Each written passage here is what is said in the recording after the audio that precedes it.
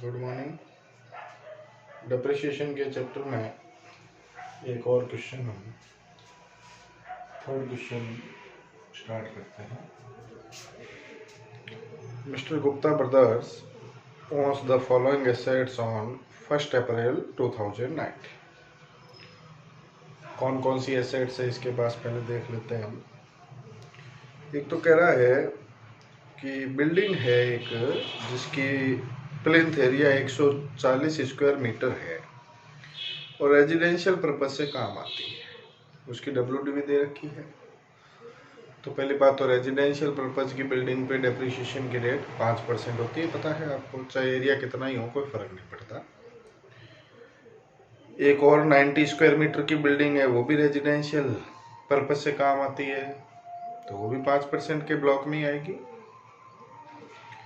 एक और 70 square feet की 70 स्क्वायर मीटर की बिल्डिंग है, वो भी रेजिडेंशियल के काम आती है, तो ये भी 5% के ब्लॉक में आएगी।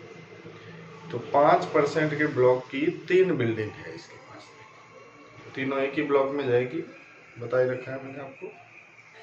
इसी तरह से एक ऑफिस बिल्डिंग है और एक फैक्ट्री बिल्डिंग है। ऑफिस और फैक्ट्री की एक ही बिल्डिंग है क्योंकि बिजनेस पर्पज में काम आ रही है, तो दोनों को एक ही ग्रुप में रखेंगे, एक ही ब्लॉक में रखेंगे, 10% वाले ब्लॉक में। फर्नीचर इसके पास 3 तरह का है।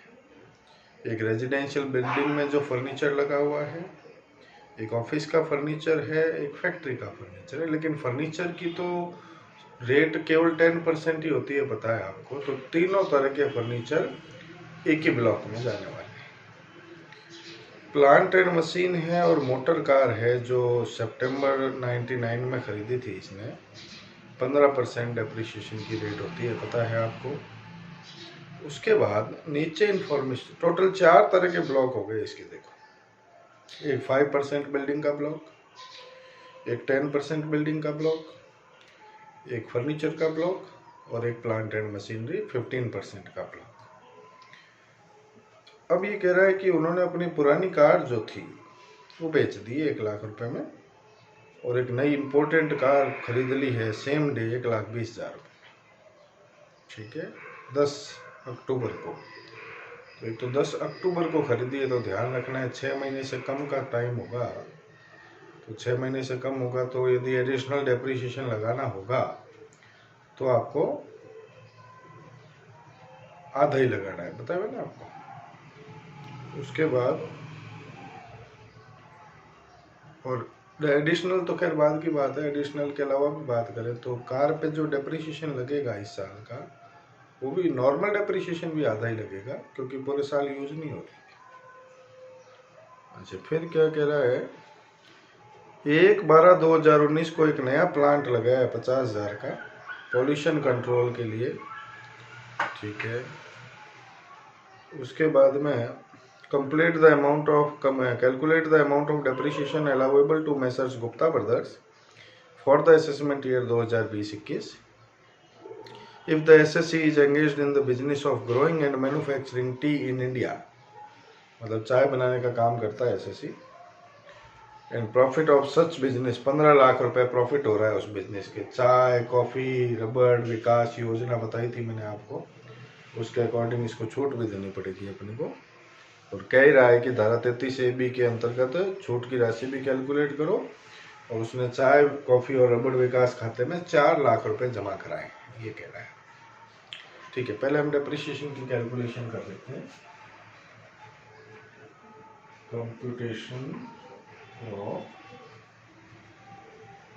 Allowable depreciation.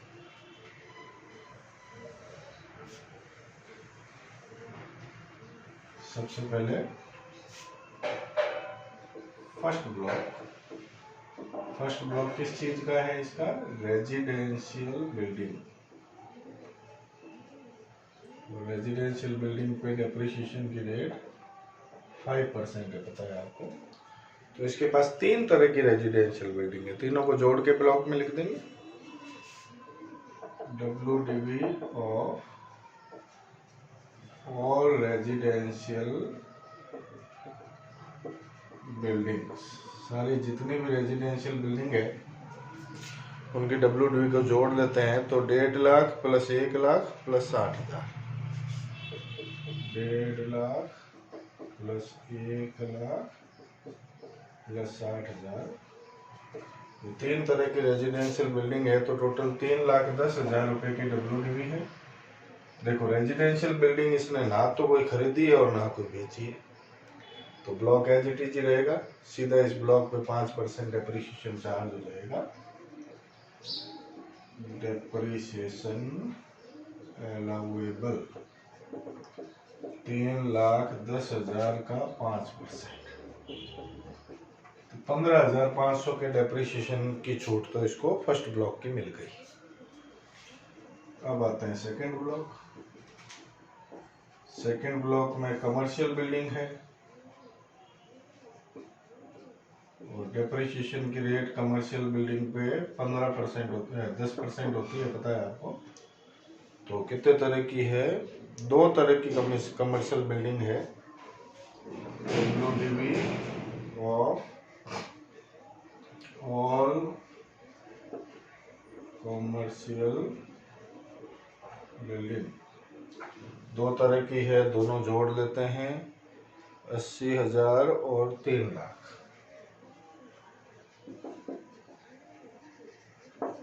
3,80,000 की कॉमर्शियल बिल्डिंग है टोटल, ठीक है ना। और कोई नई बिल्डिंग कॉमर्शियल ना तो खरीदी इसने ना बेची, तो सीधा इसी के ऊपर डेप्रिसिएशन 10% लगा देंगे। Depreciation allowable is equal to 3,80,000 का 10%, 38,000। उसके बाद थर्ड ब्लॉक फर्नीचर का है, तो फर्नीचर लिख लेते हैं।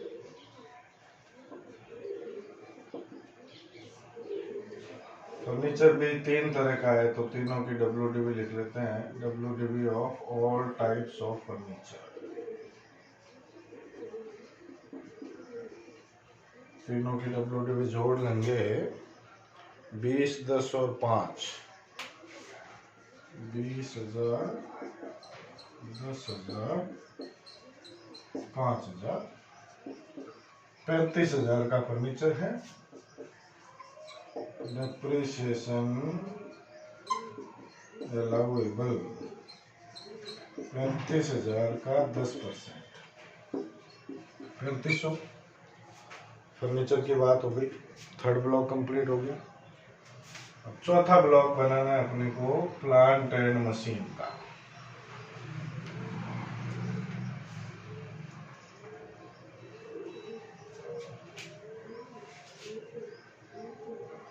फोर्थ ब्लॉक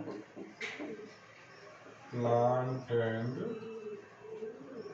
मशीनरी 15% डेप्रिसिएशन की रेट होती है, पता है आपको। तो इसमें 2 तरह की, एक प्लांट एंड मशीन खुद है, एक मोटर कार है, दोनों जोड़ लेते हैं। WDV ऑन 1/4/2019 दोनों को जोड़ेंगे तो 8 लाख प्लस 50,000, 8,50,000 की है।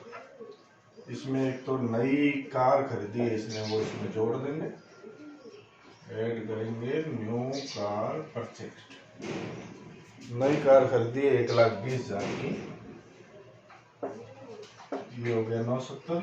और पुराने वाली कार बेच दी, तो लेस ओल्ड कार सोल्ड। अच्छा, नई कार खरीदी कब है? 10/10/19 को खरीदी है, ये ध्यान रखना पड़ेगा। पुरानी कार बेच दी इसने 1 लाख रुपए, मतलब इसका ब्लॉक बच रहा है 8,70,000 रुपए का। अब इस 8,70,000 के ब्लॉक पे इसको क्या है कि डेप्रिसिएशन की छूट देंगे, लेकिन 8,70 में से 1,20 की तो कार है जिसपे 6 आधा डेप्रिसिएशन लगना है, तो 2 टुकड़े कर देंगे 8,70 के, 1,20 अलग कर लेंगे और 7,50 अलग कर लेंगे। ऑन ₹7,50,000 15%, 750 पे तो पूरा 15% लगेगा, तो ये तो लगेगा आपके 1,12,500।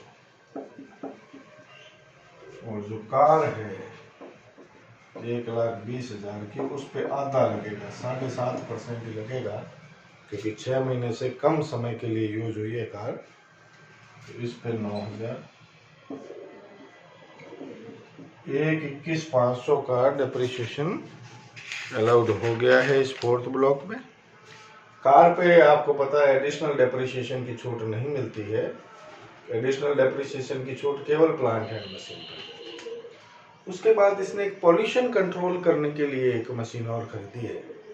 तो पॉल्यूशन कंट्रोल करने वाली मशीनों पे डेप्रिसिएशन की रेट 40% होती है। तो एक नया ब्लॉक और बन गया अपना फिफ्थ ब्लॉक।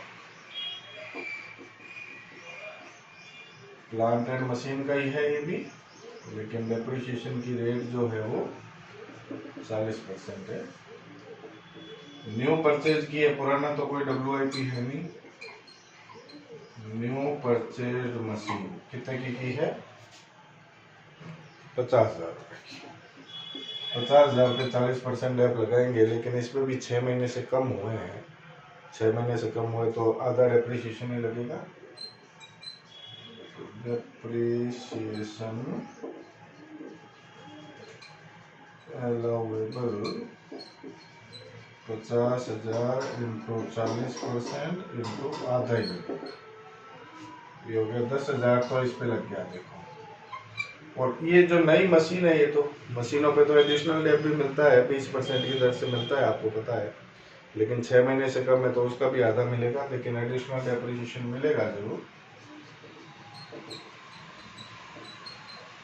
50,000 का 20%, हाँ 5,000, मतलब 15,000 के डेप्रिसिएशन की ये और छूट उसको मिल जाएगी। तो टोटल कितने डेप्रिसिएशन की छूट मिल गई है इसको, सारी चीज़ें जोड़ देंगे हम। तो टोटल डेप्रिसिएशन अलाउेबल हो गया 193,500। उसके बाद इसने कहा था कि भाई चाय कॉफी रबड़ विकास खाते वाली जो छूट है धारा 33AB, उसकी कैलकुलेशन करनी है। तो निकाल लेंगे rebate under section 33AB। 33AB में क्या पॉइंट बताइए? तो डिपॉजिटेड मनी, कितनी मनी आपने बैंक में जमा कराई। तो इसने बैंक में तो जमा कराए हैं देखो 4 लाख। और दूसरा है जितना बिजनेस का प्रॉफिट है अपना, कितना हो रहा है इसमें 15 लाख का प्रॉफिट, उसका 40% लेते हैं। 40% ऑफ प्रॉफिट, 15 लाख का 40%, 6 लाख।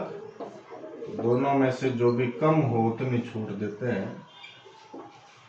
तो यहाँ पे दोनों में से कम 4 लाख रुपए है, तो इसको धारा 33AB के तहत 4 लाख रुपए की छूट मिल जाएगी। ठीक है, ये क्वेश्चन अपना सॉल्व हो गया। नेक्स्ट टाइम पे नेक्स्ट क्वेश्चन सॉल्व करेंगे। Thank you.